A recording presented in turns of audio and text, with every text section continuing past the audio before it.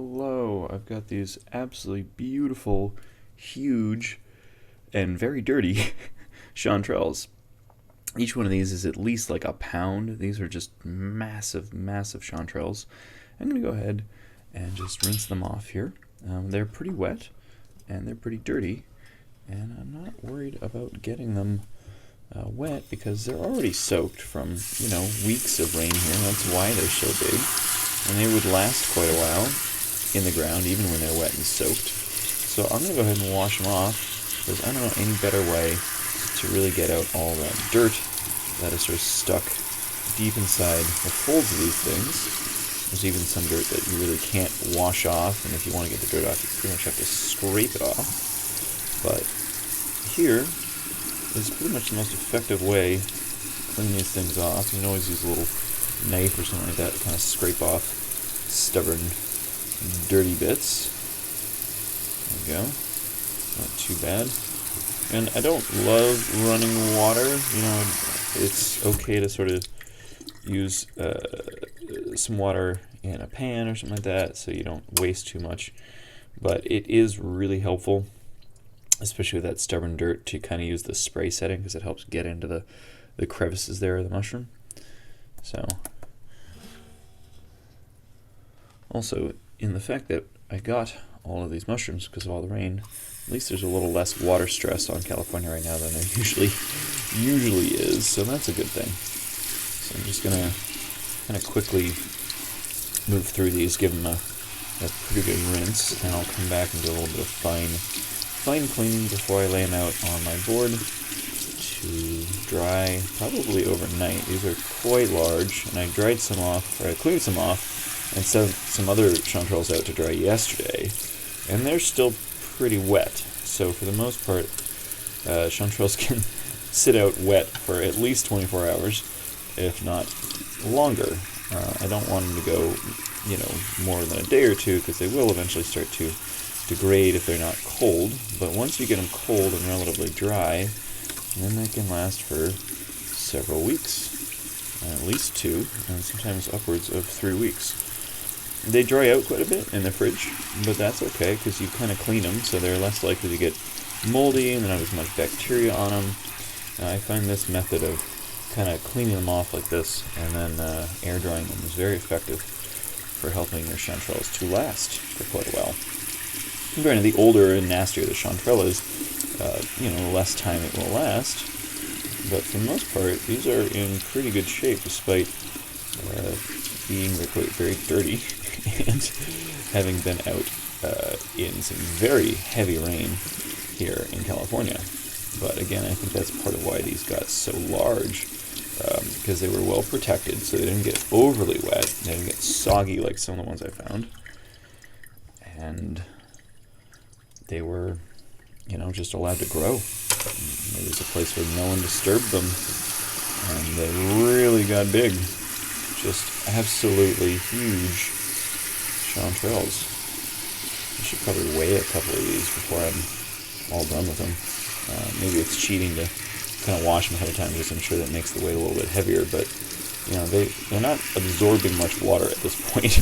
They were already pretty much saturated from the past week of rain. But oh my gosh, look at the size of this thing. Oh my goodness. Wow. Oh man. I thought this was like multiple chanterelles when I picked it up, and then I realized it was just one really, really big one. Yeah, that was a cool moment.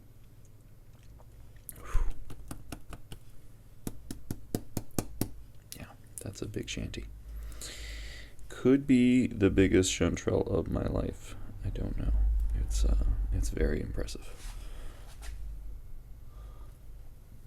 We got one more little guy to go here.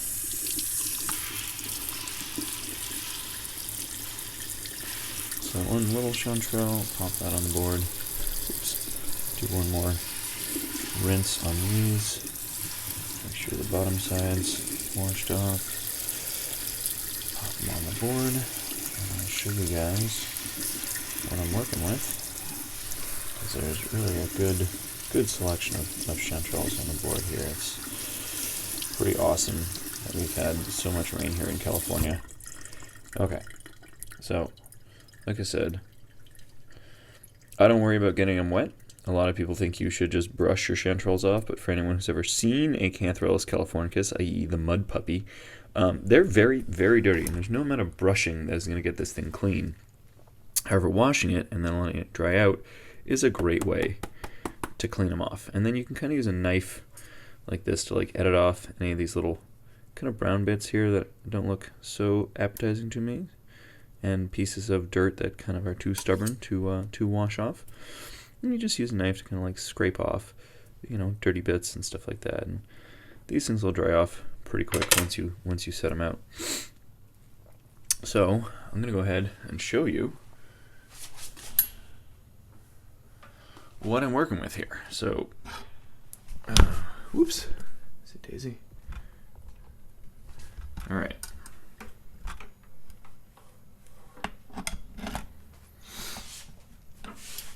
So this is a pretty impressive board. Here's all the big ones I just cleaned, and there's some smaller ones from yesterday. But, look at that.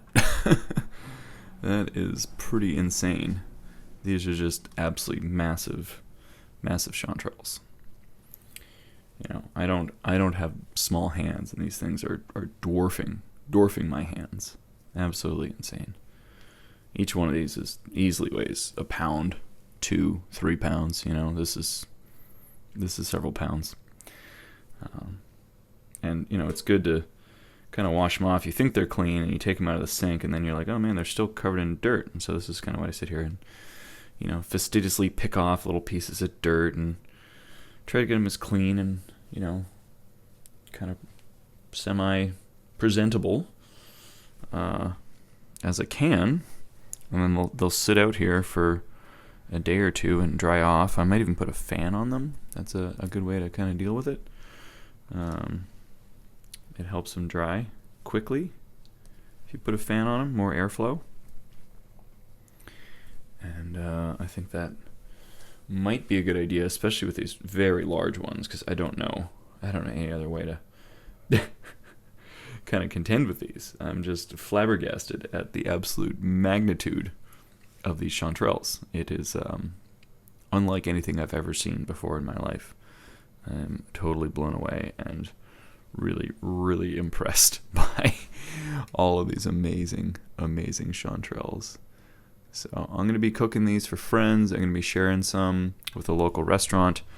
I have plans to do lots of things with these chanterelles, but it's also just really cool to be able to go out and find them. So here's my little tutorial on how to clean them. You basically wash them off, you edit them a little bit with a knife, and then you set them out to dry. You can put them on racks, you put them on paper towels. If you want it to go faster, you can point a fan at them. And then after about a day, I will put them into a paper shopping bag, like this one. And I'll put a paper towel in the bottom, stack my chanterelles, sort of one layer of chanterelles, and then I'll put another paper towel on top, stack another layer, and I'll go about 3 layers high in a paper shopping bag like this. And stored in that way after cleaning, they will last at least 2 weeks, if not 3, almost up to 4 weeks, which is really impressive for a mushroom.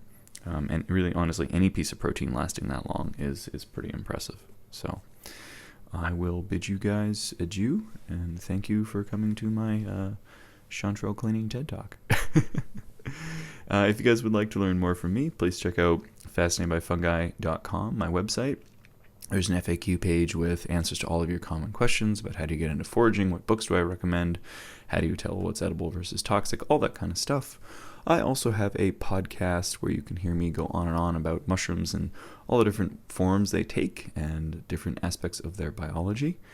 I am on all of the social medias, so please follow me on Instagram and TikTok and Pinterest and Facebook, and there's even a Twitter out there somewhere. Again, thanks for coming, and if you would like to support me, there is merch on my website, and you can also subscribe to my Patreon. But have a good one, guys. Enjoy the beautiful spread of chanterelles. Adios.